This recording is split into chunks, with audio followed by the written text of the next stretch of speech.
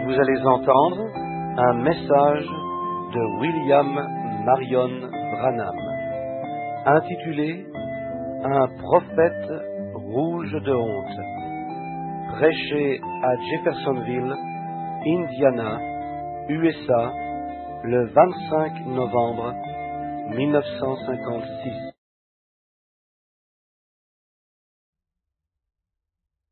Maintenant puisse le Seigneur ajouter ses bénédictions sur le sujet « Un prophète rouge de honte ». Ce matin, nous étions tout entiers à l'écoute de ce prophète qui porta une robe de seconde main. Et ce soir, nous savons, conformément à l'écriture de ce matin, que nous aussi nous portons une robe de seconde main. Et je suis si heureux que c'en soit une, car cette robe que nous portons maintenant est reconnue par Dieu à justice, par Christ Jésus. Nous ne revêtons pas la robe rongée par les mythes et les grillons, etc., d'une quelconque théologie d'homme qui dit que les jours des miracles sont passés, qu'il n'y a plus une telle chose que l'omniprésence du Saint-Esprit. Mais nous portons la robe de sa justice. Espace non enregistré sur la bande originale anglaise, note de l'éditeur. Pas par notre propre compétence, mais par la force de notre Seigneur Jésus. Et quand j'arriverai au Jourdain, je veux avoir revêtu sa robe, me confiant en la sienne, et la grande ombre de la porte qui se dresse devant nous tous, appelée la mort, nous approche irrémédiablement, à chaque battement de cœur, de cette grande brèche que tout homme et femme devra traverser. Et quand j'arriverai à cette brèche, avec vous croyants, je suis si heureux de savoir que je n'y vais pas avec cette pensée en tête et au cœur que j'ai fait quelque chose de grand. J'y vais, confessant et reconnaissant que je suis un pécheur, et sachant ceci, que je veux m'envelopper dans les robes de sa justice, avec ce témoignage que je le connais dans la puissance de sa résurrection. Et quand il appellera d'entre les morts, j'en sortirai volontiers. Maintenant, notre scénario est établi pour notre texte de ce soir, et se passe en un tout autre jour en Israël, lequel se déroulait il y a plusieurs centaines d'années après le temps d'Élie. Beaucoup de hauts et de bas étaient venus dans le règne d'Israël. Ce matin, nous étions à la scène où il y avait un tas d'imitations charnelles, comment ils avaient institué l'école des prophètes pour former des prophètes. Et ils étaient si élémentaires qu'ils ne pouvaient pas même comprendre la puissance de Dieu. Ils pensaient que la puissance avait soulevé Élie et l'avait transporté quelque part dans la montagne, et ils avaient envoyé un détachement à sa recherche.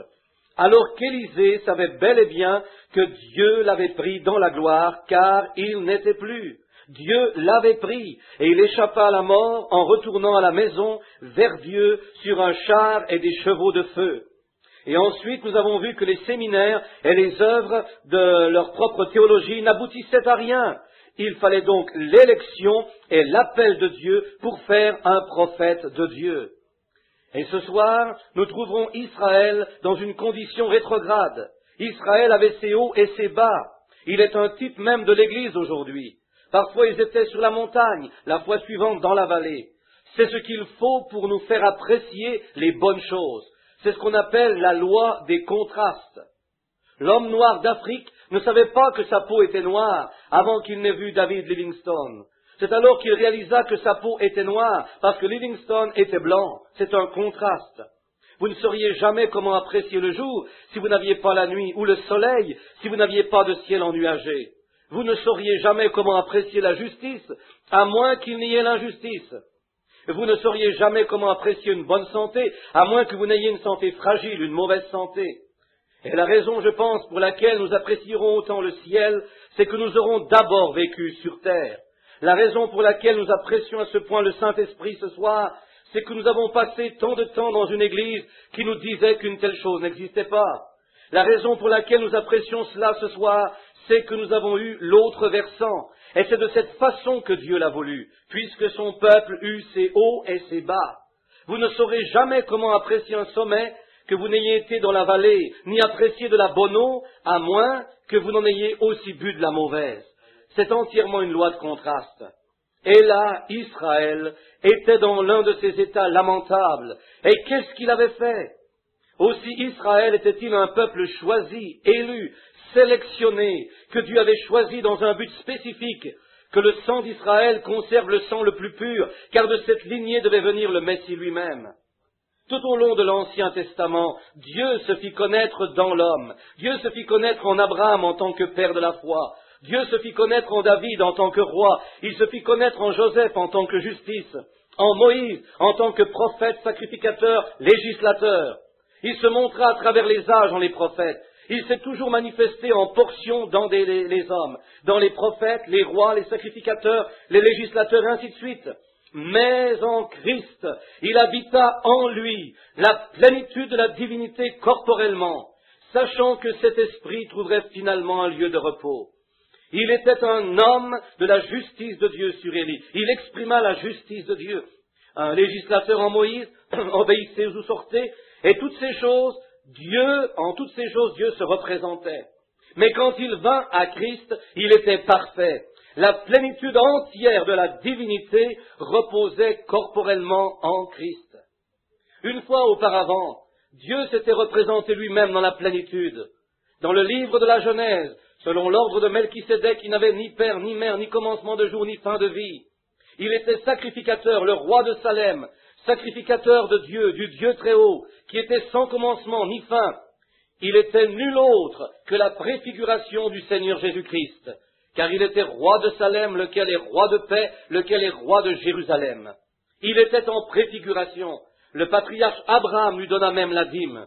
Il préfigurait la venue du Seigneur Jésus. Ce même Melchisédek rencontra Abraham dans les plaines avant la destruction de Sodome et Gomorrhe. Et il le rencontra après Sodome et Gomorre, quand Abraham paya la dîme de tout le butin qu'il avait pris des rois. Toutes ces choses sont des ombres, des types jusqu'à Christ. Et maintenant, tout ce qui est l'ombre des saints de l'Ancien Testament, leur haut et leur bas, nous servent d'ombres et de types et nous sont donnés en exemple pour aujourd'hui. Nous découvrons qu'Israël n'allait pas se mêler aux autres. Leur mariage devait se faire entre eux. Un Israélite ne marierait jamais une femme des nations afin de garder leur sang pur. Et même de nos jours, le sang juif est, je crois, le sang le plus pur qu'il y ait à la surface de la terre. Le sang juif. Ils attendent encore ce Messie. Nous savons qu'il est déjà venu et que leurs yeux étaient aveuglés pour que nous ayons une chance de repentance par Christ. Donc, durant le temps du règne d'Esdras, les enfants d'Israël avaient rétrogradé. Ils étaient allés vers les femmes des Moabites, celles des Amoréens et des Phéréziens et celles de plusieurs autres nations. Non seulement ils les avaient mariés, mais ils commettaient fornication et impureté entre eux, souillant de ce fait le sang duquel est la vie. Et combien cela est-il une représentation de nos églises d'aujourd'hui et de quelle façon elles s'éloignent de la ligne découpée à l'ancienne mode que Dieu a établie pour elles. Des préceptes par lesquels nous devions vivre. L'Église est plutôt en train de commettre fornication avec le monde. Elle est sortie dans le monde et elle a commencé à flirter avec le monde. Aussi ceci avait embarrassé à tel point le prophète que lorsqu'il alla devant Dieu, il rougit. Lorsqu'il entendit premièrement cela et qu'il vit la déchéance morale de son peuple, cela le désola à tel point qu'il s'assit et soignit, s'arracha les cheveux de la tête et les poils de la barbe, et fut lourdement chagriné devant le Seigneur en prière. Ensuite, quand fut offerte l'offrande du soir, il alla au temple et tomba sur ses genoux et fut tout honteux devant Dieu à cause des péchés du peuple. Il n'a pas rougi à cause des rues achalandées du quartier réservé à la prostitution. Il n'a pas rougi à cause des ivrognes dans leur taverne, aussi mauvais que cela puisse être, mais il rougit à cause du péché des élus. Et ce dont nous avons besoin aujourd'hui, c'est de quelques autres prophètes, avec assez de Dieu dans leur cœur, qui les fera rougir en sa présence, à cause des péchés des gens qui se disent être le peuple de Dieu et qui font ce qu'ils font. Quelle disgrâce n'avons-nous pas apporté à ce lieu, la morale de notre peuple. Ce n'est pas un sujet facile sur lequel parler.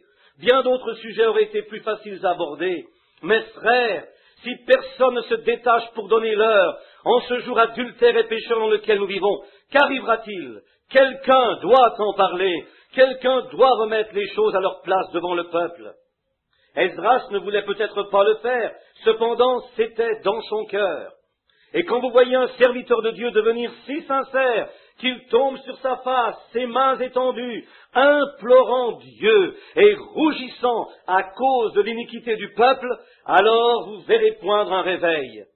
Un homme ne peut demeurer dans la présence de Dieu, une assemblée ne peut rester dans la présence de Dieu, dans la repentance, que si le Saint-Esprit ne descend et ne donne l'onction et la puissance pour y faire bouger Dieu parmi ces gens. Absolument. Montrez-moi un homme, montrez-moi un autre Calvin, Knox, Finney, Sankey ou quiconque sans le fardeau du peuple, qui restera sur sa face à implorer et à prier devant Dieu. Envoie-nous à nouveau un John Smith de l'église baptiste, lequel ayant prié et pleuré toute la nuit à cause de l'iniquité du peuple, ne pouvait plus ouvrir les yeux tant ils étaient enflés, que le lendemain sa femme dut le conduire à la table et lui donner son déjeuner à la cuillère. Montrez-moi à nouveau un John Wesley, un tison tiré du feu, et je vous montrerai un réveil. Aujourd'hui, ils vous tapotent l'épaule, c'est ce qu'ils font. Nous appelons ça ceci et cela, et un réveil, alors qu'il n'y a pas de réveil en cela. Oh non, il y a une agitation d'émotions religieuses parmi les gens, mais pas de réveil. Ils avaient un groupe religieux en ces jours-là, il y avait beaucoup d'agitation en ce jour-là, mais ils avaient besoin d'un réveil. Eh bien, mon cher frère, ma chère sœur, la morale de cette nation est devenue si vile qu'elle rendrait malade un chien, elle ferait rougir une truie si elle le pouvait. L'immoralité de notre peuple, les gens, même il y a des années de cela, ce que les gens ont fait, ce que la nation a fait, les choses que nous avons, un manque de prière est la cause de tout cela. L'Église qui d'ordinaire ne croyait pas au cinéma n'aurait pas laissé ses enfants y aller, ils auraient évité ces endroits. Mais de nos jours, ils ont leur cinéma dans leur propre foyer. Chaque maison a son téléviseur. Là où d'habitude ils auraient cru mauvais de boire de la bière, John Barleycorn, quel vilain garnement il était. De nos jours, 60% des chrétiens de nom prennent un verre en société au moins une fois l'an. Par la suite, ils feront la fête quand ils auront leur célébration à la Noël. C'est qu'ils ont adopté l'éducation plutôt que le salut. Ça ne le remplacera jamais. Ce dont nous avons besoin, c'est d'un réveil. On s'est appliqué des pansements et on les a enlevés. Un autre pansement, on l'a enlevé, pour découvrir que la douleur persistait encore. Ce dont nous avons besoin aujourd'hui, ce n'est pas d'une régénération sociale, ni de discours intellectuels, mais d'une transfusion de sang, envoyée de Dieu à l'ancienne mode depuis le ciel. Les pansements ne nous feront aucun bien, puisque nous sommes anémiques. Une transfusion de sang est donc nécessaire. Il nous faut revenir à cet évangile démodé qui appelle à la repentance devant Dieu, et non à une profession aux yeux secs ou à une poignée de main, mais à un réveil du Saint-Esprit envoyé de Dieu avec la possession du sang purifiant du Seigneur Jésus-Christ dans chaque cœur humain. Il faut qu'un réveil commence dans l'Église et qu'il balaye la nation. Nous mourrons, nous périrons, c'en est fini de nous sans ce genre de réveil. J'en ai par-dessus la tête de voir ces petits réveils hollywoodiens insignifiants où les gens vont et deviennent tout excités par l'émotion pour quelques heures, ou un jour ou deux, ou une semaine ou deux, et sitôt sortis, sitôt oubliés. Frères, un réveil peut vous enthousiasmer et vous émouvoir, et vous pouvez être bien intentionnés, tout ça c'est bien, mais à l'heure qu'il est, ce n'est pas ce qu'il nous faut. Il nous faut un baptême du Saint-Esprit pour changer l'émotion, l'intellect, l'opinion, les habitudes et la vie des gens et les ramener sur le droit chemin à nouveau. En dehors d'une transfusion de sang du calvaire, toutes nos réformes ne nous serviront à rien du tout. Ce n'est pas l'Organisation des Nations Unies qui nous aidera. Nous les avons. Et que font-ils? Ils ne font jamais appel au nom de Dieu. Ils ont peur de le mentionner.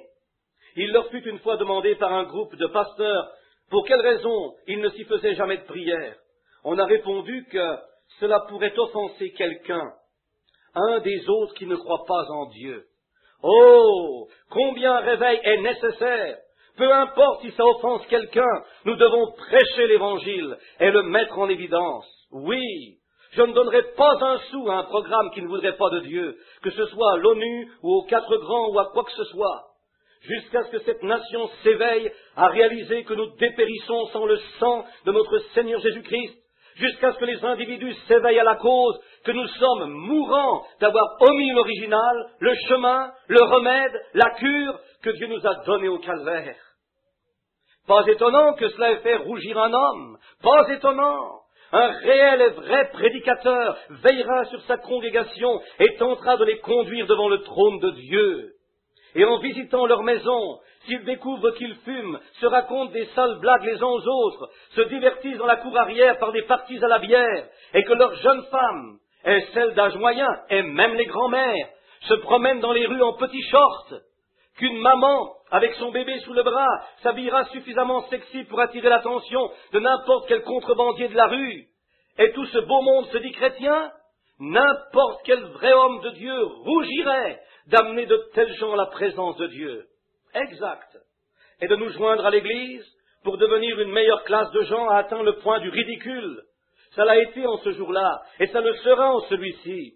Revenons à Dieu, non en s'injectant d'une éducation, d'une réforme religieuse, non en s'injectant une sorte de théologie faite de main d'homme, mais un baptême du Saint-Esprit à l'ancienne mode, envoyé de Dieu depuis le ciel, en une expérience pentecôtiste, brûlant toute tendance charnelle, et ainsi replacer à l'intérieur le joyau que Dieu avait voulu qu'il soit, un fils et une fille de Dieu.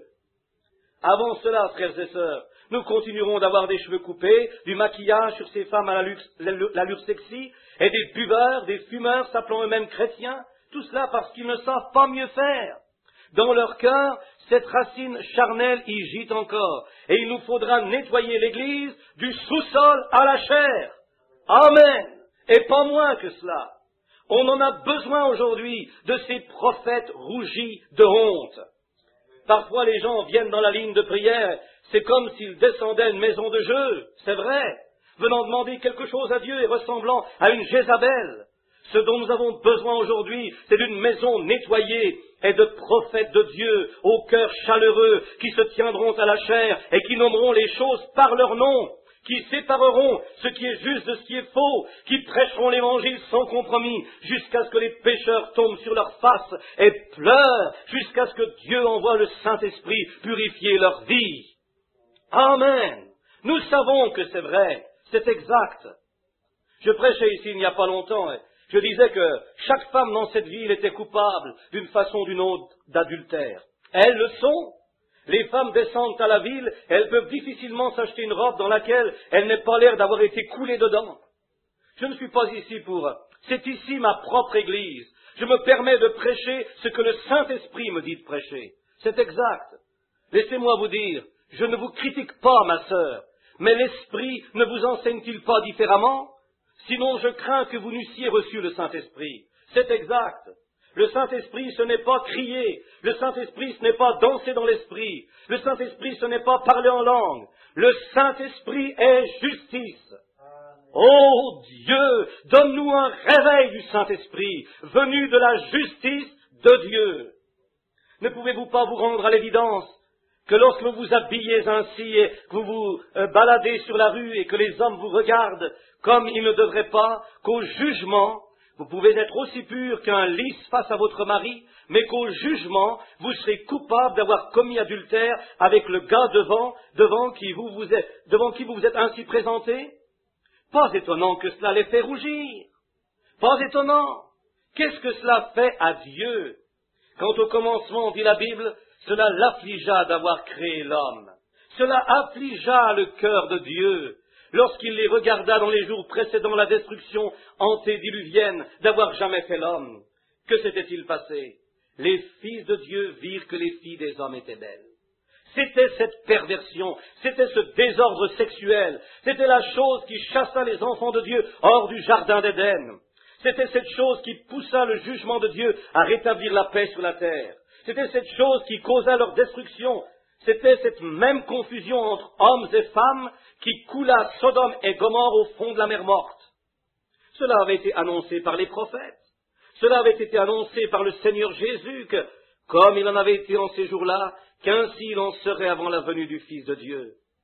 De nos jours, si on regarde bien, on voit que l'Église ne prend son modèle ni de la Bible, ni de Ruth, ni de Naomi, ni de Sarah et des autres dans la Bible.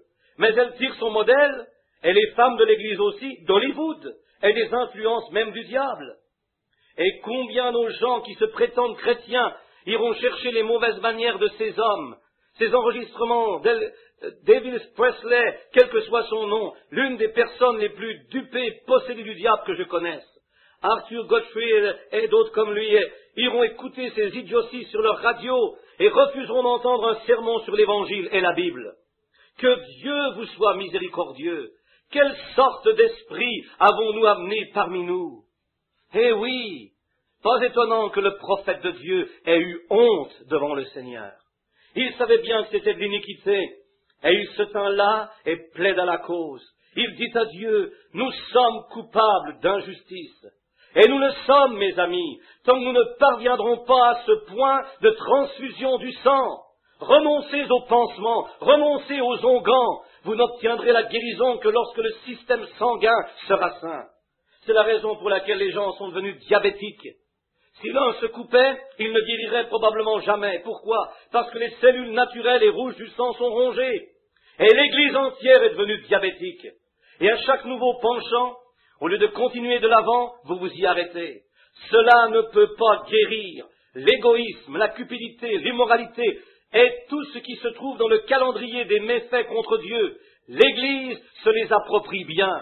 Les hommes boivent, fument, disent des plaisanteries de mauvais goût, les femmes se coupent les cheveux, se maquillent, font toutes sortes de choses, s'habillent de façon immorale et rencontrent les gens ainsi. Toutes ces choses sont dues à un manque du sang du Seigneur Jésus-Christ qui nous purifierait de toute iniquité. Amen. Cela peut sembler dur à prendre, et ça l'est, c'est certain, mais c'est la vérité. Si nous ne renvoyons pas les jugements du Dieu Tout-Puissant, vous serez pris ici un de ces jours, dans une explosion atomique qui enverra toute âme en dehors de l'éternité, pour rencontrer un Dieu qui ne reconnaîtra que le sang de son Fils, Christ Jésus. J'aimerais vous voir venir sous le sang. J'aimerais vous aviser de vous mettre en ordre avec Christ. C'est le conseil que je vous donne. Eh bien, pourquoi ne pouvons-nous pas entrer dans la foi? Pourquoi ne pouvons-nous pas obtenir autant de guérison qu'avant? Pourquoi ne parvenons-nous pas à être solidement fondés? C'est que nous appliquons des pansements. C'est que nous appliquons des diachylons, du ruban adhésif. Nous essayons de camoufler toute l'affaire, au lieu d'avouer que nous avons besoin d'une transfusion. Nous sommes dépourvus du sang. Nous sommes sans Christ. Ne soyez pas dupes. Ne laissez pas le diable vous flatter l'épaule et vous dire « Eh bien, je vais à l'église. » Le diable y va aussi. Mais oui, certainement qu'il y va. Il monta vers Dieu, alla à l'église dans le ciel, se présenta devant le trône de Dieu, avec les fils de Dieu, s'assit avec eux, eut une discussion avec Dieu. Il lui demanda « D'où viens-tu » Il répondit « De parcourir la terre et de m'y promener. » C'est de là qu'il revenait. Aussi le diable va-t-il à l'église? Le diable appartient à l'église. Le diable agit comme un chrétien, il est un séducteur. Et s'il n'agissait pas comme un chrétien, n'agissait pas comme une église, il ne serait pas un séducteur. Personne ne pourrait être séduit. La chose est qu'elle sépare le blanc du noir. C'est contraire l'un à l'autre. La Bible a dit, parlant de cet esprit dans les derniers temps, cela serait si proche que ça séduirait les élus s'il était possible. Mes amis, nous y sommes. Il est grand temps pour les prophètes de Dieu, ô frères, pour les prédicateurs, de fait, à travers la nation, de tomber sur leur face.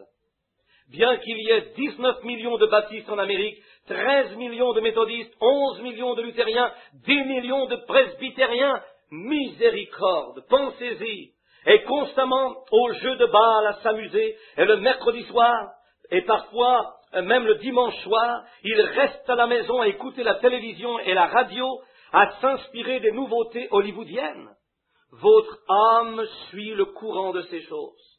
Alors que vous devriez avoir votre Bible ouverte quelque part, sur vos genoux devant Dieu, déplorant les péchés du pays. Je suis coupable avec vous. J'ai bien réfléchi. Par la grâce et l'aide de Dieu, si notre Dieu me donne la force de le faire, je suis déterminé à courir vers le but pour remporter le prix de la vocation céleste de Dieu en Jésus-Christ, jusqu'à ce que la mort me délivre. Que Dieu m'aide à y parvenir. Aide-moi, je te prie. Considérant les œuvres, considérant aussi les choses que j'ai vues et que vous avez vues, et traîner derrière comme cela et devenir spirituellement anémique? Est ce tabernacle-ci connu à travers le monde entier? Ce petit bloc en béton du coin de la rue, Dieu l'a élevé devant la nation? C'est exact.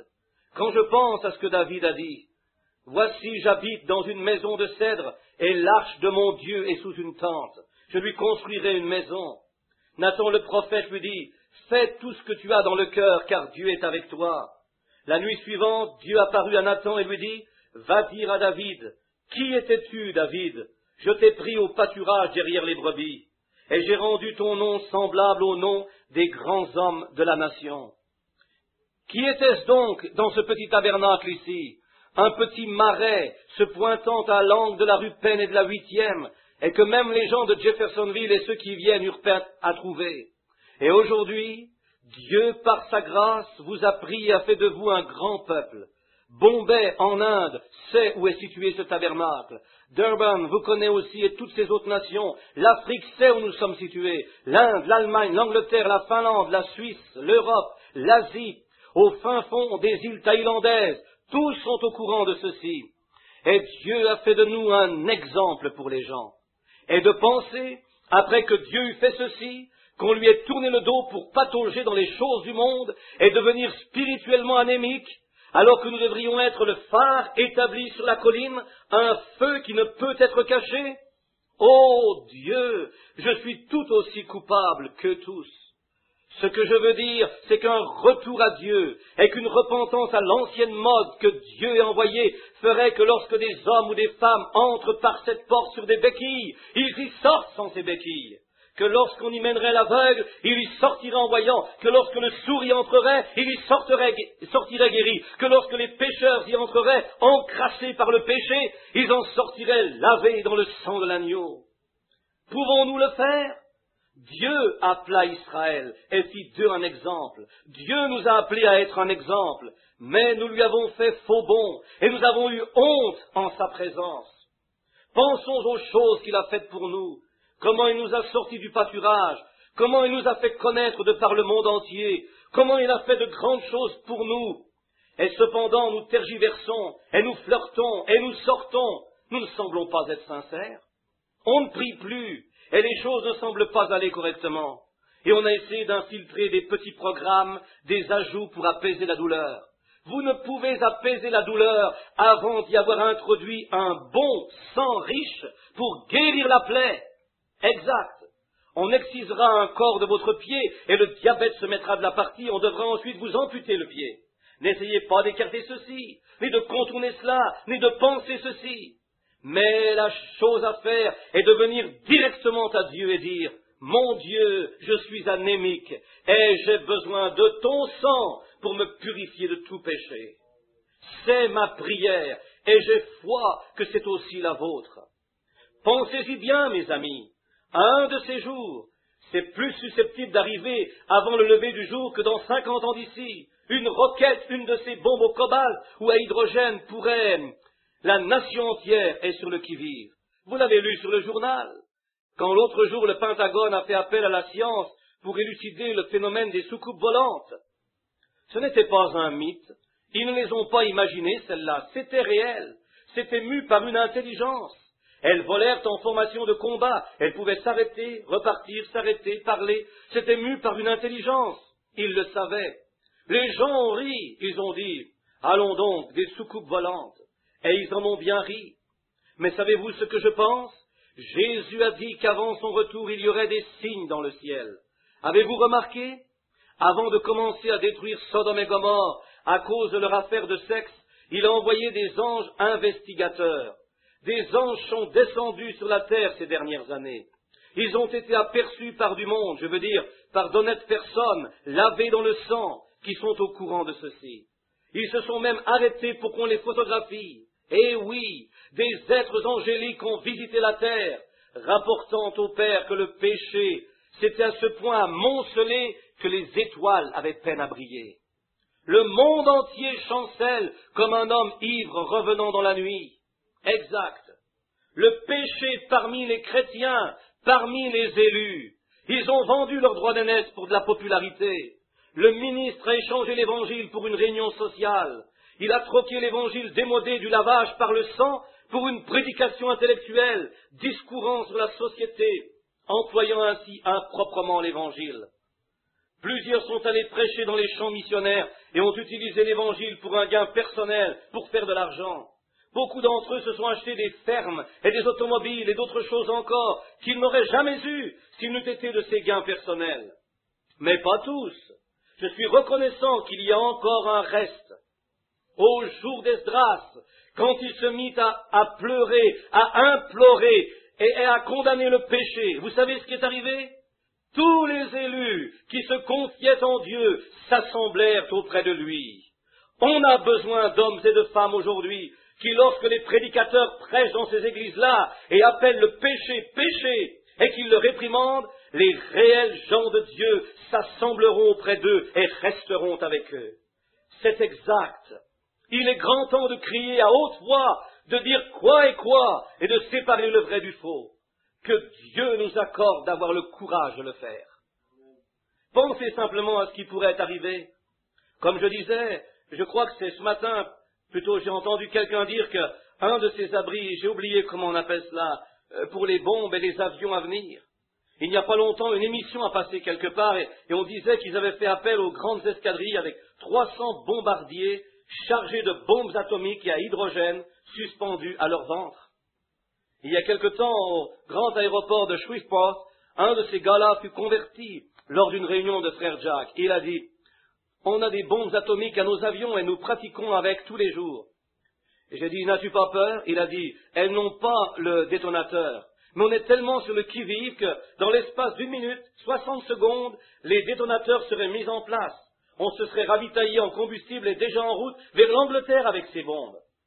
Les grands hangars sont postés partout dans les océans et ils disent aux Russes, osez donc en laisser tomber une, juste une sur les Nations Unies ou quelque part par là, et vous verrez bien ce qui s'en suivra. Qu'en serait-il? Ce serait un assaut sur la Russie. Et s'il le faisait, s'il commençait à larguer ces bombes atomiques à hydrogène, cela produirait une réaction à la chaîne qui incendierait la Terre à l'état de cendre d'une fournaise ardente. Cela ne serait pas du tout en désaccord avec l'Écriture, vous savez, car la terre sera consumée et le ciel aussi, les éléments de la terre se dissoudront. Nous vivons en un jour périlleux, nous vivons en un jour où les hommes du monde sont effrayés, les grands hommes ont peur à l'idée de qui fera éclater cette première bombe. La première bombe est lancée et toute la chose s'en va dans un ralliement. Mais ce devrait être le temps le plus heureux de tous les temps pour le chrétien. Les temps vont changer, le vieux va devenir jeune, oh, la mort va s'enfuir, la maladie ne sera plus besoin de réunions de prière pour les malades ou pour les perdus. Mais Dieu viendra prendre ses élus des 4 coins de la terre et les rassemblera sous son aile, et nous vivrons et régnerons avec lui à jamais dans son ciel. Ô frères, sœurs, vous mes amis, si vous n'êtes pas encore prêts ce soir, puissiez-vous le devenir à cette heure même. Je vous invite à venir à Jésus-Christ ce soir et à le recevoir. À ceux qui s'y opposaient et à ceux qui ne savent ne pas être là où vous devriez être avec Dieu, je vous invite à l'autel avec moi. J'invite chacun de vous à venir ici, et pas seulement pour parler, mais pour rester jusqu'à ce que Dieu ait nettoyé votre âme de tout ce qui ne lui ressemble pas et sortir d'ici une nouvelle personne. Pas en y appliquant un pansement, mais en recevant une transfusion de sang qui purifiera votre sang et vous donnera une vie et une espérance nouvelle. Sortez avec le baptême du Saint-Esprit. Sortez, pas en criant, pas en dansant. Ces choses sont très bien, elles appartiennent toutes à l'Église, elles appartiennent toutes à la Bible. Mais je parle du Saint-Esprit, de l'amour de Dieu. Je discutais avec un jeune homme l'autre jour. Sa mère, une chère femme, je la connais pour l'avoir rencontrée 1 ou 2 fois, lui avait dit, « Mon chéri, à son fils, viens ici. Je veux que tu regardes quelque chose. J'ai de l'huile dans ma main. J'en ai aussi d'avoir transpiré. J'ai de l'huile dans la main. Que penses-tu de cela ?» Et le garçon regardait sa mère et lui a répondu, « Maman, je veux te demander quelque chose. » Elle voulait qu'il prie afin qu'elle ait une marche plus rapprochée avec Dieu. Il a dit, « Quand l'huile est venue dans ta main, est-ce que cela a enlevé toute ta condamnation? Est-ce que cela t'a donné une douce expérience avec Dieu? » Non. Il lui a répondu, alors je laisserai cela de côté, c'est tout. Ah, le monde religieux, le peuple pentecôtiste cherche le fantastique. Le monde soi-disant éduqué, le monde dénominationnel cherche la solution géniale qui améliorerait leur dénomination et en accroîtrait le nombre. 1 million de plus, vous savez. Et les nations cherchent une sorte de force policière qui mettrait le monde à leurs pieds et où la justice régnerait. Frères, cela ne vient pas par un pentecôtisme fantastique, ni par des organisations protestantes, ou par une hiérarchie catholique, ni par le Pentagone, ni en tournant une nouvelle page. Cela vient par une vie abandonnée à Jésus-Christ par le baptême du Saint-Esprit. Tout ce qui ne rencontre pas cela faillira. Prions. Je demanderai à la sœur de maintenant venir au piano, pendant que nous sommes en prière, pendant que chacun a sa tête inclinée et que chacun prie. Je me demande, à ce moment précis, si votre esprit ne se heurterait pas à la parole de Dieu s'il y était confronté. Êtes-vous en règle? Après le service, comme je le disais, je devrais me rendre au chevet de ma belle-mère, qui est agonisante. D'autres amis que je sais être d'ici, que j'ai visités, qui sont près de mourir, des gens qui se sont assis dans cette église. Ô frères, sœurs, vous en arriverez là aussi. Vous devez en arriver là. Vous me direz, mais oui, je sais cela, frère Branham. Je compte m'occuper de cette chose-là un de ces jours. Mais ça ne sera peut-être pas un de ces jours pour vous. Aujourd'hui pourrait bien être l'unique jour. Combien peu cet homme se serait douté l'autre jour, venant de la Californie pour entrer dans sa nouvelle maison au Michigan, avec sa petite épouse conduisant l'auto et lui dans la camionnette. Il venait juste de prendre sa retraite de la marine. Combien peu se doutait-il, quand il se mit en route ce matin-là, peut-être d'un port touristique, que sa petite épouse et son bébé trouveraient la mort en quelques instants.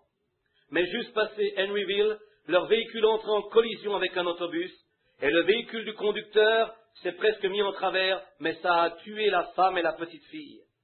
J'espère que leurs âmes étaient en règle avec Dieu. Il y a quelques semaines, frère Woods et moi sommes montés à l'endroit où un avion s'était écrasé, ici derrière, et on les regardait ramasser les corps des 8 hommes, là où des têtes, des jambes et des bras étaient éparpillés tout partout. Ils ont ramassé un corps et ses entrailles sortaient de lui. Sans doute un homme bon, un homme renommé de Chicago. Quand cet homme s'est embarqué ce matin-là, je me demande si le soir qu'il est allé à l'église, il avait de bonnes intentions. Le pasteur avait-il fait un appel à l'autel? Avait-il condamné le péché? L'homme avait-il pris sa chance ou était-il sorti comme une brute? L'homme était-il aux yeux de Dieu un fils de Dieu? Réfléchissez à ces choses, mes amis. Elles sont importantes. Elles sont non seulement importantes, mais elles sont ce qui est le plus important pour vous à cette heure. C'est l'heure de la décision. C'est l'heure où vous ferez votre choix d'avenir. Puissiez-vous faire votre choix pendant que nous prions. Père céleste, comme nous lisons dans la Bible, sur ce que tu as dit du péché et de ceux qui l'ont commis et ne l'ont pas confessé, nous réalisons ce que cela signifie de mourir sans connaître Dieu. Nous le savons par l'expérience des autres que nous avons vus partir, de ceux qui eurent l'intention, de ceux qui remirent cela trop longuement. Ô Dieu, ceux qui ont professé sans posséder ce qu'ils disaient avoir, ceux qui ont agi comme des chrétiens et cependant ne jamais l'avoir été, leur vie l'a prouvé et leur mort l'a manifesté. Maintenant, Père, je te prie de parler à chaque cœur ici ce soir, et à moi aussi. Seigneur, d'avoir été dilatoire, car plusieurs choses j'aurais pu faire, et je ne les ai pas faites. Je confesse mon erreur. Je confesse les fautes de ces gens. Je confesse les fautes de cette nation. Je te demande d'avoir miséricorde, Seigneur. J'ai 3 petits-enfants à élever, et nous vivons ici en un temps de trouble, et mon Dieu, il ne nous servirait à rien de s'enfuir. Tu sais tout concernant cela. Ô Dieu, je veux être en règle avec toi. Un jour, si un désastre nucléaire ne nous atteint pas, un accident le fera. Si un accident ne nous arrive pas, une maladie le fera. Quelque chose doit nous emporter. Mais nous sommes si heureux de savoir qu'il y a une porte de sortie. Le nom du Seigneur est une tour, et le juste qui s'y réfugie est en sûreté. Mon Dieu, puisse l'ami pécheur ce soir, garçon, fille, homme ou femme, voir la porte ouverte, l'occasion et courir vers Christ en cette heure. Maintenant, tandis que nous avons la tête inclinée, je sais qu'il y en a quelques-uns ici qui aimeraient dire, en levant la main vers Dieu, « J'ai honte de ma vie, et je veux te confesser mes fautes et implorer ta miséricorde. » Levez votre main vers Dieu. Que Dieu vous bénisse. Il y en a plusieurs d'entre vous, oui. Il y en a beaucoup ici qui depuis longtemps professent le christianisme et savent avoir échoué à être dociles envers Dieu et qui font des choses en ce moment même qu'ils ne devraient pas faire. Et vous continuez sans les confesser, flottant impunément à la dérive. Vous regardez ces émissions que vous ne devriez pas regarder. Vous regardez ces magazines et vous lisez une littérature que vous ne devriez pas lire. Ça ne convient pas à des chrétiens.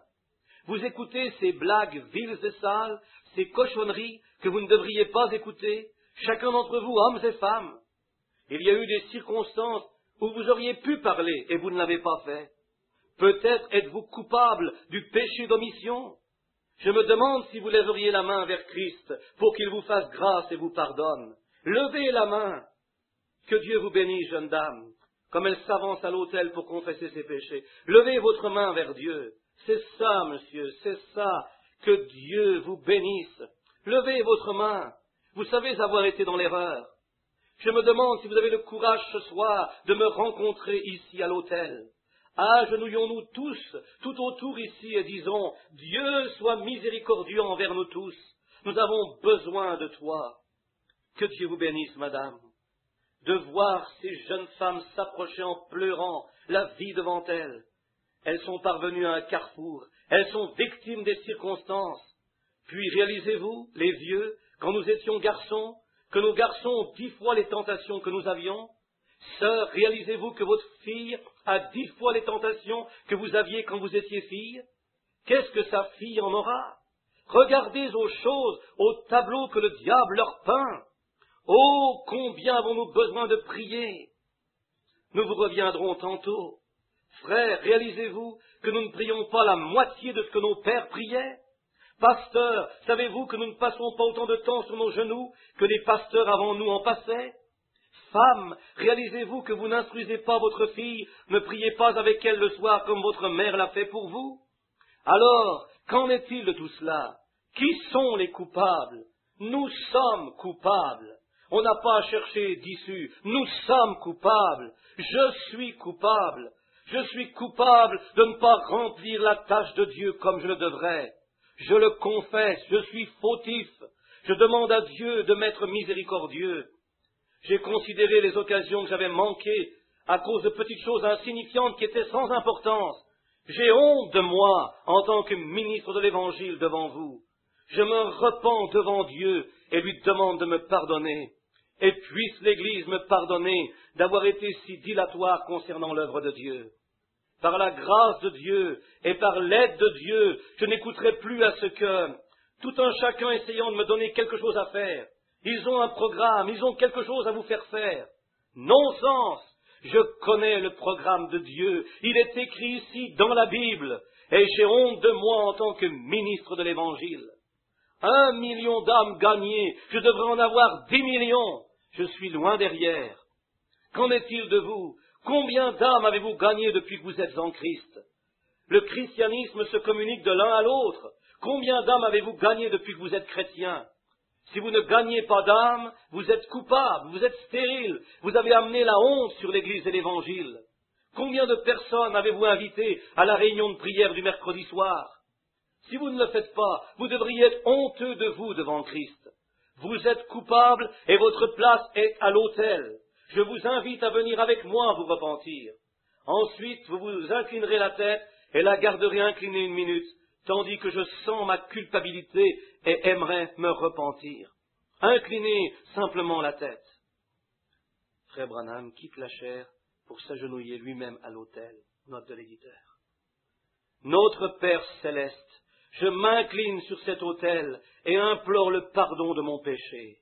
Je demande le pardon des péchés de ceux qui sont autour de l'autel. Je demande pardon pour cette Église, pour le corps qui est le tien d'une nation à l'autre. Puisses-tu nous faire grâce, car nous avons été si lents en ce qui a trait aux affaires du royaume. Je prie que tu nous pardonneras nos péchés et prendras notre transgression, et pardonne-nous d'être si stupides, la stupide ignorance du peuple.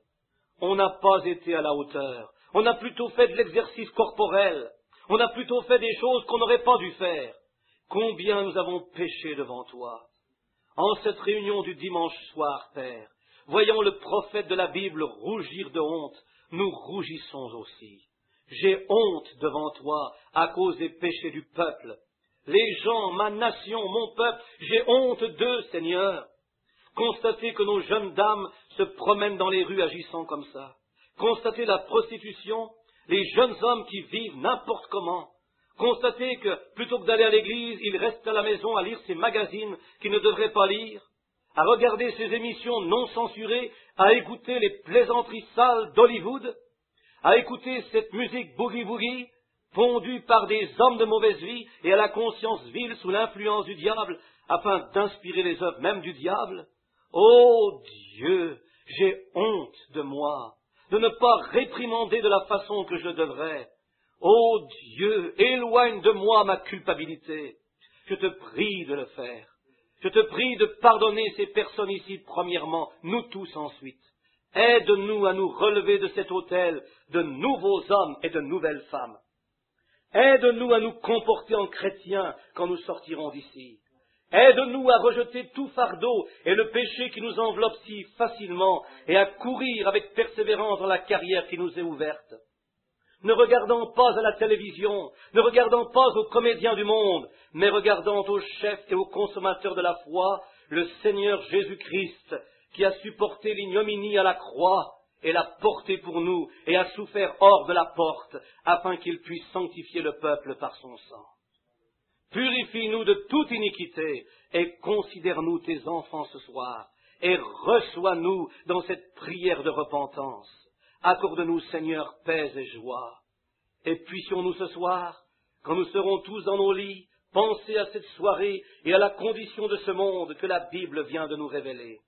Puissions-nous en rougir, comme nous y réfléchirons, et puisses-tu accorder paix et bonheur à nos cœurs. Nous nous repentons, Seigneur, devant toi, sur cet autel.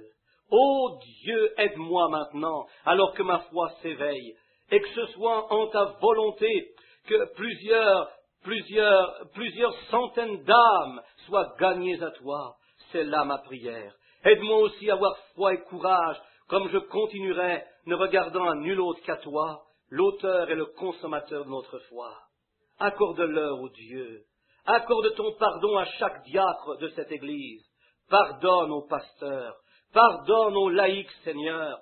Pardonne à chacun tous leurs péchés. Pardonne-nous, Seigneur. Pardonne à chaque étranger qui est ici présent.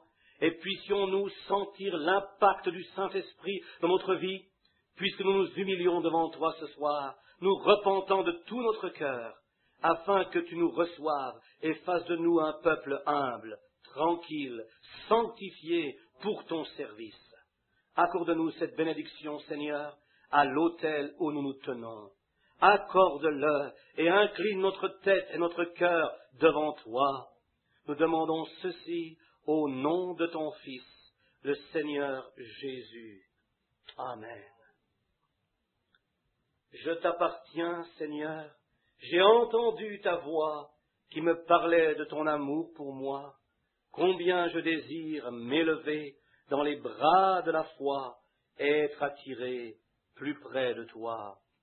Attire-moi plus près, Seigneur béni, de la croix où tu mourus. Attire-moi plus près, toujours plus près, Seigneur béni, de ton précieux côté ensanglanté. Je suis heureux de voir qu'il y a autant d'hommes que de femmes qui se sont approchés à l'autel. Habituellement, ce sont les femmes qui peuvent facilement être touchées. Il y a quelque chose les concernant. Leur cœur peut facilement être touché à cause de l'élément féminin. Elles sont des dames et vous pouvez parfois les toucher. Mais je suis si heureux de voir que le Saint-Esprit peut aussi toucher des hommes et les amener à l'autel. Et je me demande combien d'entre vous qui se sont agenouillés à l'autel sans avoir fait une consécration à Dieu et sortiront d'ici pour vivre une meilleure vie, par la grâce de Dieu et pour faire plus pour le royaume de Dieu et pour sa cause. Lèveriez-vous la main à Christ si vous êtes autour de l'autel et dire « Je crois que maintenant je me suis repenti ». Puisse Dieu vous bénir. Combien d'entre vous dans la salle savent s'être repentis à leur siège et combien sentent comme s'ils voulaient mieux faire? Que Dieu vous bénisse. Maintenant, levons-nous. Vous ici à l'autel, regardez dans l'autre direction si vous voulez. Maintenant, vous ici à l'autel, levez vos mains si vous désirez leur prière, afin que vous puissiez continuer à aller de l'avant. Lèveriez-vous votre main ici à l'autel, en signe que vous désirez leur prière? Dieu nous aidera à le faire. Puisse le Seigneur Jésus nous bénir. N'oubliez donc pas le service du dimanche soir.